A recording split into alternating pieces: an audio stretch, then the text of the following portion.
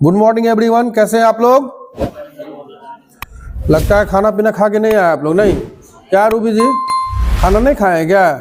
तो जोर से बोलना है ना, क्योंकि जो टॉपिक समझाने जा रहे हैं MJC 2 यूनिट 3, लगता है आपका पहला क्लास है ना? हाँ, एडमिशन करवा लिए। चलिए, MJC 2 है सेमेस्टर 2 यूनिट 3। टॉपिक का नाम है, जिस पे हम टॉपिक पे चर्चा करने जा रहे हैं, टॉपिक का नाम है समूह के कार्य। मैं प्रोफेसर डॉक्टर के Thakur, KBS science college Ujjain Benipatti Madhubani से समूह के कार्य के बारे में आज हम लोग चर्चा करेंगे। समूह मतलब क्या होता है, समूह के बारे में कंटिन्यू हम पढ़ा रहे हैं। ग्रुप होता है ना? जैसे लड़कियों का ग्रुप, लड़कों का ग्रुप, फुटबॉल में खेल रहे हैं खिलाड़ियों का ग्रुप, 11 लोगों का टीम होता है ना। और समूह में कोई भी एक व्यक्ति अगर किसी भी प्रकार का नेगेटिव काम करता है तो सारे समूह पर इफेक्ट पड़ता है, या पॉजिटिव काम, अच्छा से गोल अगर दाग दिया तो वर्ल्ड कप भी जीत जाता है, इस तरह से अच्छे अच्छे टूर्नामेंट जीत जाते हैं, है ना। तो समूह पे किए हुए कार्यों का इफेक्ट पूरे, एक व्यक्ति अगर कुछ प्रॉब्लम किया तो पूरे ग्रुप पर पड़ता है। तो यही समूह है। समूह के कार्य क्या क्या है, इसके बारे में आज हम लोग चर्चा करेंगे। समूह अपने सदस्यों के लिए अनेकों कार्य करता है। अपने सदस्य को लिए क्या करता है? अनेकों कार्य करता है। विभिन्न तरह के समूह अपने सदस्यों के लिए भिन्न भिन्न तरह के कार्य करता है ना। बहुत तरह के कार्य करते हैं, है ना। इसी में कुछ पॉइंट सब है कि आवश्यकता का विभेदीय संतुष्टि, अपने सदस्यों के आवश्यकताओं की संतुष्टि करना समूह का एक प्रमुख कार्य है। पॉइंट है आवश्यकताओं का विभेदीय संतुष्टि, है ना। मतलब अपने सदस्यों की आवश्यकता की संतुष्टि करना समूह का एक प्रमुख कार्य है। मान के चलिए आप ग्रुप के मेंबर है, तो अपने सदस्य की संतुष्टि के लिए आपने वो कार्य किया और आप अगला को संतुष्ट किए। तो यही बताया गया है कि अपने सदस्यों की आवश्यकताओं की संतुष्टि करना समूह का एक प्रमुख कार्य है ना। किसी भी समूह में दो प्रकार के सदस्य होते हैं। क्या होते हैं? दो प्रकार के। हाँ, तो दो प्रकार के जो सदस्य होते हैं, तो पहला कि प्रभावी एवं महत्वपूर्ण सदस्य तथा अप्रभावी एवं साधारण सदस्य, दो होते हैं। पहला क्या होते हैं? प्रभावी एवं महत्वपूर्ण सदस्य तथा अप्रभावी एवं साधारण सदस्य। प्रभावी सदस्य ऊंची कोटि के होते हैं। क्या होते हैं? थोड़े से अलग क्वालिटी के होते हैं ना। तथा सभी महत्वपूर्ण निर्णय इन्हीं लोगों के द्वारा लिए जाते हैं। सदस्य में भी दो कोटि के लोग होते हैं, जिसे ग्रुप होते हैं, जिसमें कि प्रभावी और अप्रभावी। तो प्रभावी जो जितने इसके अंदर जो भी मेंबर आते हैं, उनके अंदर में क्या होता है कि एक अलग प्रकार का जो है उसमें, उसके अंदर में बहुत सारे काम करने की क्षमता होती है, ऊंची कोटि के होते हैं ना। तथा सभी महत्वपूर्ण निर्णय भी इन्हीं लोगों के हाथों में लेने के लिए लिए जाते हैं ना। उदाहरणार्थ, विश्वविद्यालय में कुलपति एवं कुल सचिव प्रभावी सदस्य होते हैं। विश्वविद्यालय में कुलपति एवं कुल सचिव जो होते हैं, क्या होते हैं? प्रभावी सदस्य होते हैं ना। और अप्रभावी सदस्य साधारण होते हैं, जो प्रभावी सदस्यों के कार्यों में मदद करते हैं। ठीक है ना। सदस्य तो हम भी हैं, वहां भी कार्य कर रहे कर्मचारी भी हैं, लेकिन प्रभावी कौन है?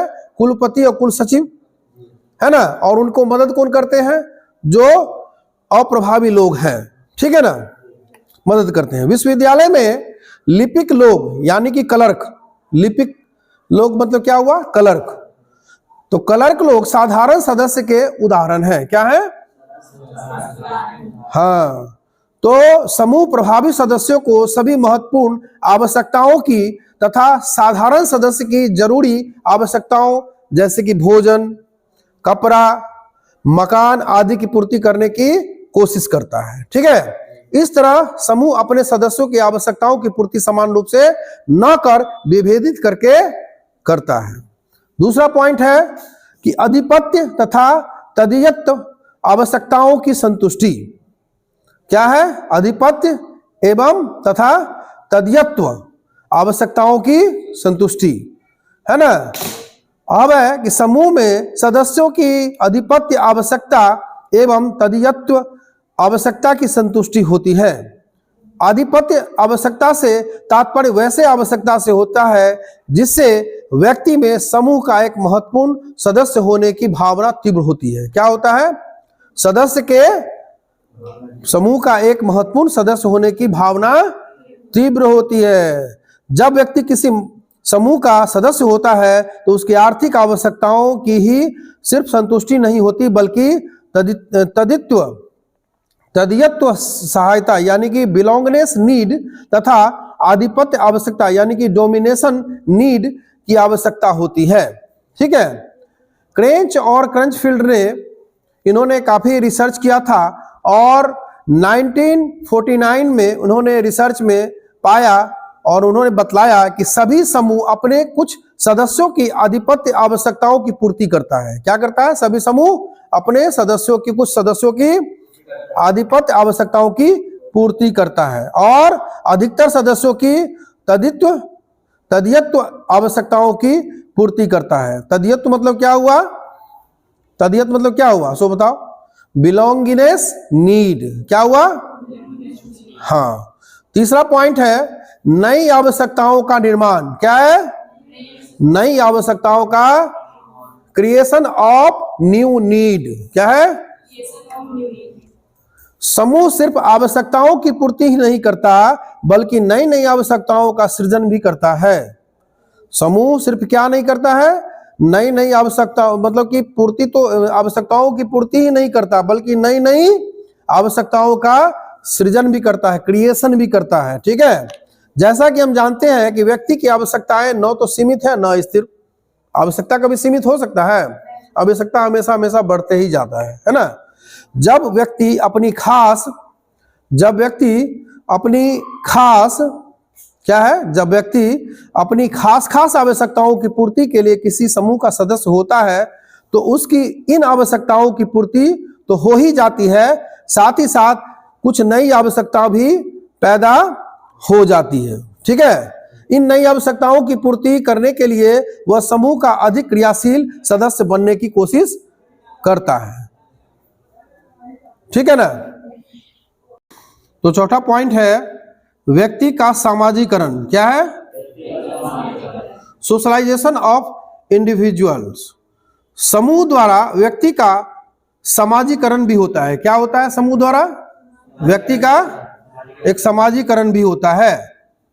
विभिन्न सामाजिक समूहों जैसे कि परिवार, खेल का समूह, कॉलेज, धार्मिक समूह, राजनीतिक समूह आदि का योगदान व्यक्ति के समाजीकरण में प्रत्यक्ष या अप्रत्यक्ष रूप से होता है ना। जब कोई व्यक्ति किसी अच्छे सामाजिक स्कूल जैसे कि सामाजिक समूह जैसे कि धार्मिक समूह, स्कूल, कॉलेज का सदस्य बनता है तो वह अपने सामाजिक व्यवहार को अनेक मापदंडों के अनुसार परिवर्तित करता है। आप जब कॉलेज आए तो आप में काफी परिवर्तन आया। घर में लोग बोलते ही होंगे कि काफी चेंजिंग आ गया है डेली क्लास करने पे, है ना। तो यहाँ जब आते हैं तो कुछ नई नई बातें सीखते हैं, नए नए विचार आप जानते हैं, अच्छे अच्छे बातों को फॉलो करते हैं जिससे आपके लाइफस्टाइल में परिवर्तन आता है ना। तो कुछ क्या होता है इसमें अच्छे और बुरे बातें भी आप सीखते हैं। ठीक है ना। तो उसी तरह यदि कोई व्यक्ति किसी बुरे सामाजिक समूह जैसे कि चोर, डकैत तथा बदमाशों के समूह का सदस्य किसी कारण से बन जाता है तो वह असामाजिक व्यवहारों को अधिक सीखता है ना। कहते हैं जैसी संगति वैसी आपकी रहन सहन, बात करने का तरीका होते चला जाएगा। कहते हैं एक टोकरी में सारा सेब अगर चला आता है तो सबको सरा देता है। तो आप 10 आदमी अच्छे हैं, एक गलत आदमी आपके बीच में चला आता है तो आपके सारे सर्किल को आपको बर्बाद करके रख देगा। है कि नेगेटिविटी चीज क्या होता है? बहुत तेजी से फैलता है। क्या फैलता है ना। आप 1 रुपया का पॉइजन लेके डाल दीजिए मुंह पे, राम नाम सत हो जाएगा, है ना। लेकिन अगर उसी पॉइजन से पीड़ित व्यक्ति को हॉस्पिटल में भर्ती कराया जाए तो महीनों रिकवरी करने में लग जाता है। तो अच्छा चीज को बनाते बनाते बनने में समय लगता है, बिगाड़ने में 1 मिनट लगता है। आप 10 बरस से आप यहाँ कॉलेज में अपना छवि बनाए हुए हैं, एक दिन आप कोई ऐसा काम कर लीजिए, देख लीजिए 10 साल का सब सिस्टम खत्म हो गया, है कि नहीं। तो जैसी संगति होती है वैसी आपकी रंगत बनना शुरू हो जाता है ना। फलतः सामाजिकरण के स्थान पर असामाजिकता करण हो जाता है। 5वां पॉइंट है सांस्कृतिक निरंतरता को बनाए रखना। क्या है? यानी कि टू मेंटेन कल्चर्ड कंटिन्यूटी, समूह सांस्कृतिक निरंतरता को बनाए रखने में मदद करता है। क्या करता है? मदद करता है। जैसा कि हम जानते हैं कि प्रत्येक समूह की अपनी कुछ विशेषताएं होती है। क्या होती है? जैसे कुछ विशेषताएं, मूल्य, परंपराएं, प्रथाएं आदि होती है ना, जिन पर संस्कृति का स्पष्ट मुहर लगा रहता है कि नहीं? और एक समूह जितने समय तक उन मूल्यों, परंपराओं, प्रथाओं एवं आदर्शों को बनाए रखता है, उतने समय तक सांस्कृतिक निरंतरता भी बनी रहती है ना। दूसरे शब्दों में सदस्यों के व्यवहारों पर इन मूल्यों, परंपराओं एवं प्रथाओं द्वारा संस्कृति का प्रभाव उतने समय तक बना रहता है।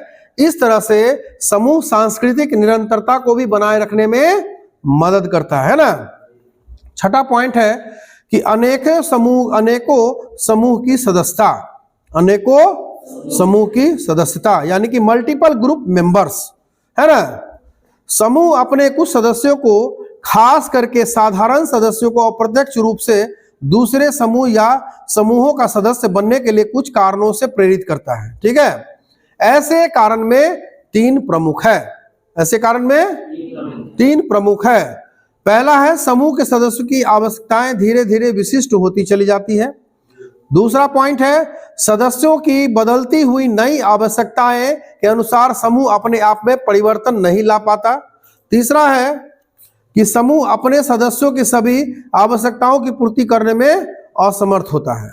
इन कारणों से समूह अपने कुछ सदस्यों को, विशेषकर साधारण सदस्यों को ही नहीं, कोई नया समूह का सदस्य बनने के लिए बाध्य करता है। ठीक है, यहां तक समझ में आ गया तुम लोगों को? चलो, जहां तक संभव होता है समूह अपने प्रभावकारी सदस्यों को इन कारणों या कोई अन्य कारणों से भी किसी अन्य सदस्य समूह का सदस्य बनने की प्रेरणा नहीं देता है, क्योंकि ऐसा करने से समूह का अस्तित्व ही खतरे में पड़ सकता है। स्पष्ट है कि समूह अपने सदस्यों के लिए भिन्न भिन्न प्रकार के कार्य करता है। क्या करता है? इस कार्य के करने से समूह का अस्तित्व एवं सदस्य की गरिमा बनी रहती है। तो हम लोग देखें इसमें कि समूह के कार्य क्या क्या होते हैं, और समूह में भी कैटेगरी होते हैं। उच्च लेवल के सदस्य होते हैं और निचले लेवल के सदस्य होते हैं। ऊपरी तबके के लोगों की को पूर्ति करने के लिए निचले वाले जो कर्मचारी लोग होते हैं वो सारा पूर्ति करते हैं, है ना। इसका मोटा मोटी कार्य जो है ना, दिमाग में सेट कर लोगे ना, आराम से जो है 1000, 2000, 3000 शब्दों में आराम से लॉन्ग क्वेश्चन में आराम से लिख सकते हो, है ना। कितना मजेदार टॉपिक था, आराम से समझ गए। तो इस टॉपिक को यही समाप्त करते हैं। धन्यवाद।